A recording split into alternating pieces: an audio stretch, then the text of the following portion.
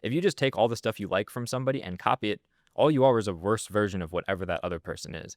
But if you find the things that you do like, add those into your content, and then find what you don't like about the existing content and try to fix or correct that in your content, I think that's what will really help.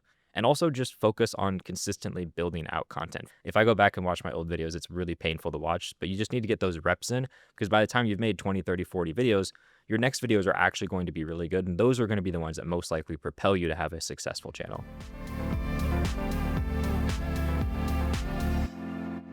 Kyle, welcome to the podcast. Yeah, thanks for having me.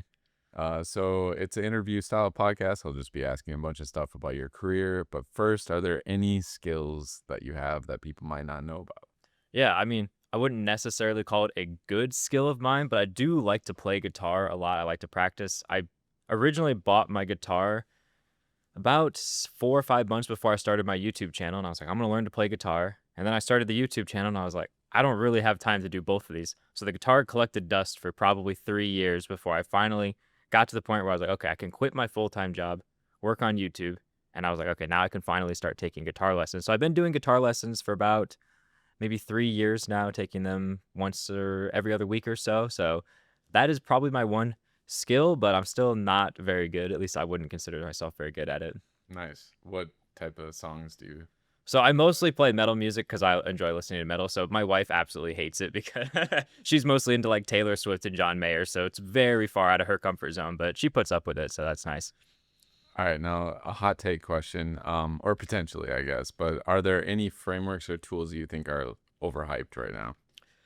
I'd say probably the thing that I think is the most overhyped is really just AI in general. Like AI is really cool and powerful for helping you build out different applications, but I think a lot of people think AI is going to do more than it actually will end up doing. And I think that's mostly due to the fact that the power of AI is growing very exponentially, but we're starting to get to the point where it's starting to show some of those cracks or weaknesses. So I think that's kind of like the more overhyped thing. But when it comes to like frameworks, like a lot of people would say React is maybe overhyped, but I honestly don't think it is, because if you look at the job market, it's mostly React jobs out there.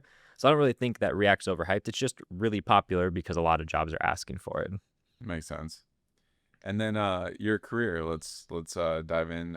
What's kind of your earliest memory of coding? Yeah, so unlike most people that probably are like, oh, I picked up a computer and started programming when I was like 5. It's like I didn't even know what programming was till I almost went to college. Like I always just thought, oh, these websites and games and stuff, they just magic. They just happen. I didn't think people actually like built those things. It wasn't until my senior year of high school, I moved out to Delaware my senior year, which was kind of a bummer. But I took an underwater robotics class because I liked building things, like physical things. So I was like, I'll build this robot. That'll be cool. We'll weld it together and all these different things. And we had a 1-week programming lesson so we could program the robot. And it was in like some language. I think it was called Basic. It wasn't Visual Basic. It was some other language. I literally think it was just called Basic, really to help you learn programming. And in that 1 week, I was like, wow, this thing is like really cool. I can just write code and it does what I ask it to do. And I actually swapped my major from mechanical engineering to computer engineering. Like as soon as I figured out that, I was like, I want to swap. I want to do this computer thing. So really my first experience programming wasn't until I was almost in college, and I swapped my career just to be able to do that. So really most of my learning was starting when I was, 18 or so. That's cool. Has mechanical engineering ever come back? Not really. I mean, I like tinkering with things. Like I always just like to take things apart and fix them. Like my wife would be like, "Oh, this thing's broken. Let me throw it away." I'm like, "No, no, no, no. Let me take a look at it." I like take the whole thing apart and try to figure out, what's wrong with it. But when it comes to my day-to-day job, like it's all more web-based as opposed to physical-based. It's just sometimes like some of those early interests kind of come back. Yeah, Okay, yeah. but No, I think it's more just side stuff. Like I like tinkering with and building things, but not professionally. makes sense. So did you actually go to school for programming? Yeah, so I went to the University of Nebraska, Lincoln, for a computer engineering degree, like I said. Yeah. If I were to go back, I would probably change to a computer science degree because the engineering degree really dives a lot more into like the electronics side of things. I took a lot of electrical engineering classes, but yeah, I had that formal education in that fact. But the thing that really bummed me out about this school is they didn't have any web development classes. I mean, actually, they technically had one web development class, which was on Java without any frameworks. So not very useful for what I do now. So most of the web development I learned when I was in school was just teaching myself on the side, watching YouTube videos, actually watching people like Brad Traversy and Dev Tips. Like those are two of the channels I watched a lot back then to learn web development. That's awesome. So how did you land your first gig? Yeah, so luckily it was through the career fair where I worked. I worked as an intern at a job for a company called Sandhills Publishing. I did that for a while, but I knew I didn't want to work there full time. So when the career fair came around, I was like, okay, I'm going to go out to a bunch of companies. I looked at the list of companies I wanted to apply for, and I was like, okay, I got like 3 or 4 companies I want to talk to. So I went to those 3 or 4 companies, talked to them all. And then about a week later, I got reached out to by one of the companies, not the one I ended up working for. And they're like, hey, come do an interview. I did the interview. They're like, hey, we like what you have, but you have to decide in a week if you want to work here or not. And I called them back. I was like, give me 2 weeks. And then I called every other company I talked to, and I was like, I have 2 weeks until I need to decide if I'm getting this job. If you want me, interview me. Otherwise, don't. Luckily, the company I decided to work for, they got back to me. They interviewed me, and I was like, oh, yeah, I'm 100% going for this company. Funny enough, they were the ones that offered me the lowest salary out of all the jobs and like the least guarantees, but I kind of got a good vibe from them, and the culture really seemed like a good fit. So I ended up deciding to go with them. Yeah, like sometimes picking jobs is more about being in the field that you're really looking forward to and Yep. feeling like you have a lot to learn from them, that kind of Exactly. Yeah. I felt like I could Sure. I could learn a lot, and like the culture fit in general, like the people that I talked to, I was like, oh, I really feel like I'll fit in at this company. Yeah, and so that was your internship, right? And then you eventually got like a No, job at so that was my full-time job. The okay, internship was at the company Sandhills, and the only reason I worked for them was got it. because they're the only company that hired people that were sophomores in college Sure, because we didn't know anything. I don't know why they hired us, but yeah, they would hire us, so I worked for them. And then when I graduated, right before is when I went to the career fair. got it. And then was that the agency then? Yeah, it was an agency company. It's called Unabridged Software. They're still around. I still keep in touch with them every once in a while Sure. because that's like my fallback. If for some reason YouTube ever fails, like I always know I can go back to them and get a job. I really loved it. Like leaving that job was actually one of the harder things I did because I really enjoyed the work. Like having an agency job, a lot of people kind of look down on agency jobs, but personally, I think they're really enjoyable because some of the most fun you can have programming is like building cool new projects. Mm. And if you work at like Google, you're not building cool new projects. You're working on enterprise, massive code. But if you're at an agency, you're a lot of times working with smaller companies, building out cool new features. Or even if you're working for a larger company, usually you're working on some of their more experimental features that, their main development team can't focus on. Yeah, that's exactly like I got a career like my early career was at an agency, and they would give us like the coolest, marketing websites and stuff to build. And so I got to, like, play with animations, new frameworks, new projects, like all sorts of things. So it's a great place to like kind of get your feet wet with a lot of different, new Yeah. technologies and that kind of thing. Yeah, that's one of the other benefits is like every project you do, they may have some similarities between them for technologies that you use, Mm. but a lot of times it's like, okay, this one I'm going to be using Vue, for example, and this one I'm using React, and in this project we're using Tailwind, and this one we're not using Tailwind. So it's like I got a good dabbling of a lot of different technologies to really help me figure out what do I actually enjoy working in. For sure. Yeah, sometimes you get called into like a project that's already established set of tools, and you have to ramp up on the tools really quickly versus other projects. You might get to greenfield, so you get to pick the top Yeah. yourself. And So honestly, I feel like that almost helped me with my skill of learning things. Because, like, to teach people on YouTube, I have to learn things quickly and then be able to teach them to people. And doing an agency job, when you get in those projects that are on different technology stacks, they expect you to be an expert really quickly because they're paying you a lot of money. So it's like you got to learn how to learn really quickly when you do a job like that. absolutely. So what inspired you to create Web Dev Simplified? Yeah. So I would say, I think it was around my senior year of college or so, actually my junior year of college. I was watching all these web development tutorials, and some of them that I was watching, I was like, man, these are really long and drawn out and kind of, slow. And I was like, I feel like I could make this a little bit more concise, a little bit simpler. I was like, I should probably start like a YouTube channel and do that. So I bought like a really cheap microphone. And then 2.5 years later, I finally was like, I bought this microphone to make this YouTube channel. I still haven't made it. I've graduated to college, got a job. I was like, I should actually go ahead and try to do this. So I ended up just making my very first video in my apartment. My roommate at the time was like, what is he doing in there? Like talking to himself? Like after I came out, my roommate was so confused. But yeah, I uploaded the first video back in 2018 because I was like, I feel like I can do this, education thing, like make it a little simpler than some people. And, started out really slow, but eventually started taking off. What's the weirdest or funniest comment that you've gotten? Weirdest or funniest comment? Oh man. I just get so many comments. Probably the most common comment that I get is that I move my head too much, which is hilarious. I mean, I probably do. I don't notice it when I'm talking, but people say I move my head too much when I talk. And also back when I was first getting started as my YouTube channel, I would get occasional comments that are like, oh, tell us how you style your hair. Tell us how you do your hair. And I was like, I jokingly was like, oh, when I get to 1 million subscribers, I'll make a video on it. back when I was like 20 subscribers, never thinking I'd get there. And then I was like seeing the numbers go up. I was like, oh crap, I think I actually have to make this video.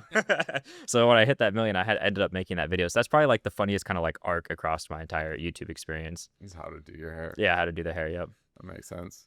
What point did you realize it could be more than like a side project? Because you were working at the agency, right? Yep. Yeah, I was doing the agency full time. YouTube was very much a part-time thing. The only reason I had time really to work on it was my girlfriend at the time, wife now. She was in PA school studying to be a physician assistant, and she was in a different city about an hour away and just slammed with work from school. So it's like I was by myself in the evenings. I had all the time in the world to work on this. And even on the weekends, I mean, she was studying all the time. So I was like, I have all this time. I might as well focus on trying to do this thing. So it was able to work in that part-time capacity. But after a while, I started to see the income from my business start to grow, mostly around the time that I started launching my first couple courses. The first one I launched, I think I made like $2,000 or $3,000 from it, which obviously is not enough to live off of for 6 months of work. But I saw that and I was like, I feel like there's something here. So then I made a CSS course after that, made a little bit of money off of that one, a little bit more than the first one. And I really wanted to make a JavaScript course, but I was like, I need time to make a JavaScript course. Like that's a huge topic compared to like CSS, for example. So I was like, I really need the time to do this. I can't do this when I'm working part-time. And over time, like the income from the courses and everything started to stack up. It still wasn't even close to what my full-time job was, but I got to the point where I was like, I feel like if I spend the effort to make this JavaScript course, I can actually turn this into a real income. So I was like, I'll just go part-time at my main job and then be able to ramp up some more time on my side job. So I went part-time around COVID. It was May of 2020. I went part-time at my job. And then within 1 month of going part-time, I was like, you know what? I just need to go full-time on my YouTube thing. And I just completely quit the job because I was like, I feel like I was being torn between these two things. And I just poured all my effort into making that JavaScript course. And luckily it ended up working out. That's awesome. And I think, well, we were at dinner last night and you were talking about how you had to explain to your wife's Yes. As soon as I decided to quit, the funny thing is I proposed to my wife in July of 2020, which was the same exact time that I quit my job. And her mom kind of didn't really know what this whole YouTube thing was. She just thought that I taught people online and that eventually I would go around doing like consulting for companies because that's kind of her experience with that type of thing. And I told her, I was like, no, I don't really do consulting. I do this like course thing online is kind of what I'm working towards. And she was like, really worried that I was just going to drag her wife down with this guy that just quit his job and wasn't going to be able to make any money. So I had to like almost talk her off the ledge. Like, no, it's okay. Like, I promise you, hopefully this will work out. And if it doesn't, like, I can just go get another job as a web developer. Like at the time, there's plenty of jobs out there for it. And it worked out. So yeah, it ended up working out. So nowadays she's like, okay, I'm glad that you did this. But like for probably at least a year or two, she was really, really hesitant. She's like, I don't think this is going to work out for you. Even my own parents were like, Kyle, I don't think this is a good idea. And I was like, I think I got something here. Yeah, well, you proved that. Yeah. So that's awesome. Any advice you would have for somebody like wanting to start teaching on YouTube or just YouTube in general? Yeah, I would say no matter what you want to do, if it's teaching or other content, what I would recommend doing is watch the YouTube channels of the type of content you want to do and figure out what do you like, obviously, but also what do you not like? Because that's kind of the way you make a name for yourself is if you just take all the stuff you like from somebody and copy it, all you are is a worse version of whatever that other person is. But if you find the things that you do like, add those into your content, and then find what you don't like about the existing content and try to fix or correct that in your content, I think that's what will really help. I know for me, the reason that my channel ended up taking off was because I made these videos that were shorter and more simply explained than some of the videos at the time. Now there's a lot more videos that do kind of what I do, but at the time there wasn't very many short, concise videos about these topics. So try to figure out what is missing from your kind of niche and also just focus on consistently building out content. For me, that was what helped the most is I gave myself a schedule. Nobody knew I had this schedule, but I was like, okay, I'm going to do, at the time it was 2 videos a week. Every single Tuesday and every single Friday or whatever, I think it was. Maybe it was Saturday. I don't remember. But I was like, I'm going to release a video on this exact schedule at this exact time. So it forced me to actually sit down and make a video, even if I didn't really want to. Because when you make your first video and your 10th video and your 20th video, they're all going to suck. Like if I go back and watch my old videos, it's really painful to watch. But you just need to get those reps in. Because by the time you've made 20, 30, 40 videos, your next videos are actually going to be really good. And those are going to be the ones that most likely propel you to have a successful channel. Makes sense. Yeah, I was going to ask, how do you manage your time? Like, I think what a lot of people want when they say I want my own business or I want to do YouTube full time or anything independently is they're like, I want freedom, right? But then with freedom comes all this added responsibility of managing your own time and managing yourself. So Are there any tips like that you feel like you have learned over the years to Yeah, I'd say prioritize? funny enough, it's almost easier when I had a full-time job to manage my time because I was like, I had such a short window of time that I could work on my business. It was like a few hours in the evening and a few hours on the weekends. So I was like really focused on cramming as much as I could into those times. But now that I'm full time, I obviously have from the time I wake up to the time I go to bed every single day that I could be working on this. So it's very easy to be like, oh, well, I can just do that later or something like that.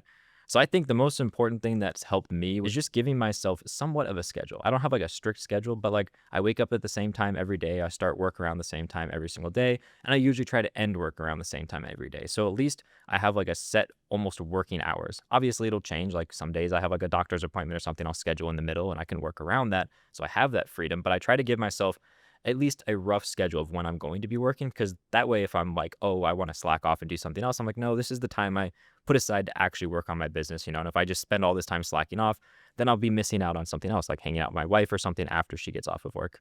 Makes sense. And you mentioned like looking at your older videos, like cringing versus now. Like, how do you feel like your teaching style has evolved?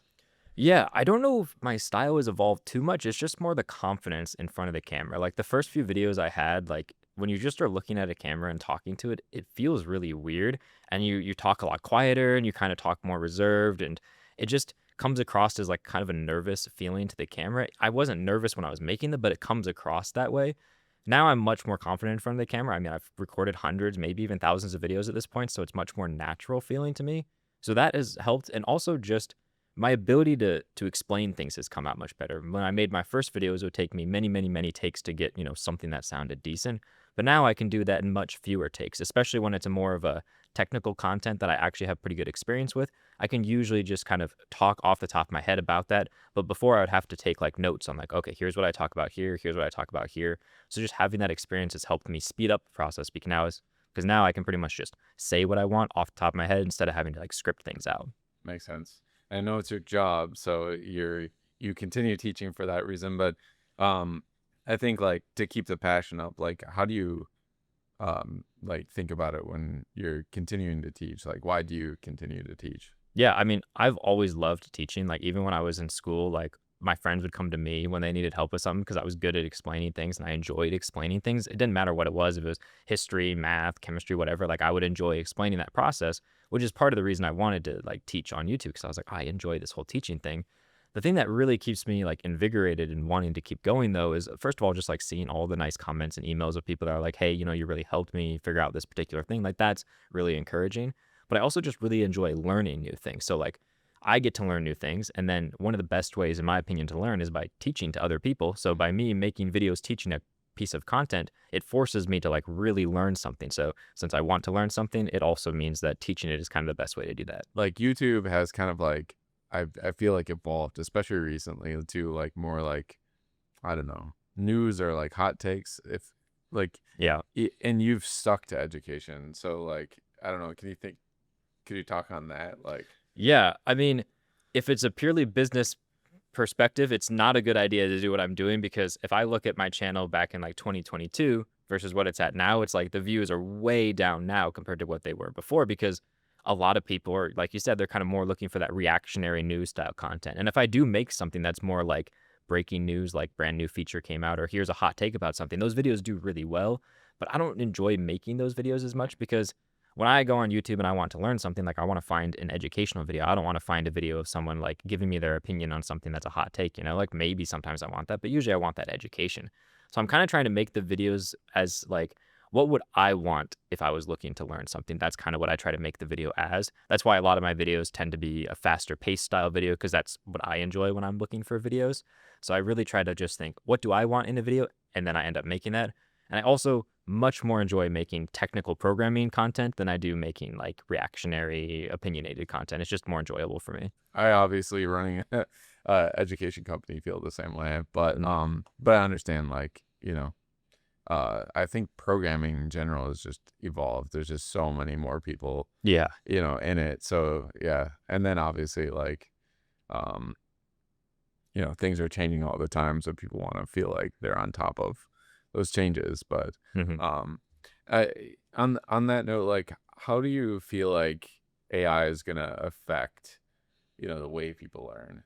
Yeah, I mean, I think AI is one of the coolest learning tools we've gotten because it gives you a really personalized style of learning. Because oftentimes, like when I was watching YouTube videos to learn originally, I'd watch a video, they'd explain something, and then I'm like, but how does it work in this scenario, Or like, how does this very niche thing work? And sure, I could set up the entire code base to change that one thing to test it, and then maybe that would explain what I'm looking for, maybe not. But now with the power of AI, I can just ask AI, I can be like, hey, how does this very specific thing that only relates to my situation work? And it'll just tell me the answer, which is really nice. The one thing I kind of like warn people about with AI is that it often makes up answers to things when it doesn't know. I wish AI was more forthright with just saying, I don't know. But usually, if it doesn't know, it just tries to make something up. So, usually, whenever I get an answer back from AI, I at the very least try to verify it somewhere else. But AI at least helps me like sometimes you like don't know what you don't know. And with AI, it kind of helps you figure out what those things you don't know are. So then you can go out and research those different things. So I think it's probably one of the greatest learning tools we have, but I don't think it ends up fully replacing like a structured piece of learning content, whether it's like a YouTube tutorial or a course or a workshop. Like those are specifically made with a goal in mind to help someone learn. And an AI can try to replicate that, but I don't think at the point where they are right now that they get the same level of teaching. Yeah, I think about like the self exploration piece of AI being really cool, where you could say like, give me the top 5 most important concepts Mhm. around this or whatever, and it kind of gives you a point to like dive off of. But um, when you're learning from like a course or a workshop or someone with experience that's been doing it every day, they're obviously going to tell you like this is how I do it. Mhm. And this is the most important aspects of it. And I feel like that kind of like journey of learning to code from somebody who's been doing it for a long time, I feel like is, much quicker. But yeah, diving into the like specifics, I feel like AI is a really nice learning tool. So yeah, I totally agree with you there. Well, and kind of before you go to the next question, kind of bouncing off of what you said with like the ability to like see how someone with experience actually programs, I think that's one of the most important parts of these tutorials and courses. Like the knowledge of how to program in JavaScript, you can get for free literally anywhere you want. It's not hard to find. But actually figuring out how to use JavaScript to like build out projects and how to feel confident in actually writing that code, that's not something that, the MDN documentation or an AI is going to be able to give you. That's something that seeing people code this out, seeing people explain why they do things and why they don't do things, that's the part that I feel like the AI is really can't replicate because it's not a programmer. Yeah. It's not like there's no personal experience there. It's Yeah. um, recanting facts, I guess, hmm for sure. Do you have anything on your kind of like horizon career wise that you're really excited about, I mean, or even personal? yeah, no. I mean, one thing that's really exciting is just being able to be here working with you doing the workshop. Like that was a new experience for me. So that was really fun. I've been looking forward to actually coming here and doing that. It ended up Awesome. working out well, which I really enjoyed and Yeah. liked. So, but when it comes to like the business itself, there's not a ton on the immediate horizon. I kind of got like my main set of courses that I want to have, created and done. I still want to create an HTML course. I've been saying that for a long time now. Like I really want to spend the time to create one, but it's one of those things where it's like, sure, I could crank out like a 2 hour HTML course and no problem, but I want to make like a really good HTML course, which usually when I make a course, it takes me 6 months to a year to make it. So it's like I need to carve out a lot of time to be able to do that. And at the stage in like my life where I'm at right now, I'm kind of in like I go through ups and downs with my business where like I spend more time on the business and then I'll spend less time on the business. I'm almost in one of those phases where it's like, okay, let's take a little bit of a breather, take a step back, spend more time like vacationing with family, and then I ramp it back up because otherwise if I like spend all my time ramped up all the way, it's like you just get really burnt out doing Yeah. it. So I need to go through those different waves. So right now it's kind of like a low point before I ramp up into more of a high point. Yeah. We kind of do that with this business too, where it's like, um, we're definitely in the ramping up period. Yep. We're into like we do this sale, in mid-September, and the way I look at it is it's like a ship that goes out Mhm. once a year, and we just try to load up the ship with all sorts of new features and new goodies, and then we like present to the community and do a big sale. And so it's like the 3 months leading up to it are always like a big push, and then there's kind of like an exhale after that, Yep. and then there's the holidays and all that kind of stuff, and then the dead of winter we're working tons because it's nothing There's nothing to do. to Yeah. No one wants to do. be outside at that time of year. Yeah, exactly. So it's like, yeah, the year kind of ebbs and flows. Yeah, on the note of taking a breather, are there any like bucket list things or just like cool vacations or something you have? I don't have a ton left for this year planned out. I just kind of finished up a lot of my main vacations for the year. Like my wife and I really enjoy going hiking, so we just got back not too long ago from going to Zion, Bryce Canyon, and the Amazing. Grand Canyon, which was awesome. Amazing. Yeah, we got to ride the horses through Bryce Canyon, which was something she really wanted to do because she loves horses. Like she has her own horse. She grew up riding. Like she absolutely loves it. So we were able to do that, and she loved it. I don't like horses, so I was like, I'll do it for you, but like this is not on my bucket list. I'll tell you that. But That's usually awesome. usually this time of year, like the July to like September is usually like a really busy travel time for my wife and I because it's when the weather is really nice outside. Like you can go places that are warmer, you can go places that are colder, like nothing's too miserable. And then as we get into like the winter, like you said, it's like I don't really want to travel anywhere. It's freezing cold outside. Like that's when I start to ramp the work back up because it's like Exactly. even walking the dog is miserable that time of year. So looking back at your career, I think you said it was like not that long, like 2017, 2018 to now, I guess. Like, um, but yeah, what themes would you say like kind of are there any like I always do this and it seems to work out for me. Like, are there any themes that kind of tie your career together? Yeah, I think the key is just like putting effort into the things that you care about. Like this has kind of been not even just a career theme, but like a life theme that even when I was in school, the courses that I really was interested in, I would put a ton of time in, like go way above and beyond what was actually needed because I enjoyed it and I wanted to learn it. But when it came to courses like English, which I hated, I was like, I'm going to do the bare minimum to like get a decent grade in this particular class. And that's kind of the same way that I look at my career as well. Like I really enjoy web development and like React Next.js. Like I'm going to dive super deep into these things, really go hard on it, which companies obviously love when you work for them if you spend that extra time on it. But certain things that I don't care as much about, I'm like, okay, you know what? I'm going to let that, be on the wayside, not spend as much time on that. It's almost like the 80-20 principle, like people, they try to spend 100% of their time on 100% of the things, but it's like, okay, take those 20% of the things that are really core and important to you and spend 80% of your time on that particular thing. And then the rest can just get the rest of your time because it's not nearly as important. Because, like, I don't feel like my life or job has suffered because I didn't spend as much time in my English classes I did in my programming classes, for example. Yeah, makes sense. Well, yeah, Kyle, thanks for being on the podcast. Yeah, thanks for having me. This was nice. Cheers.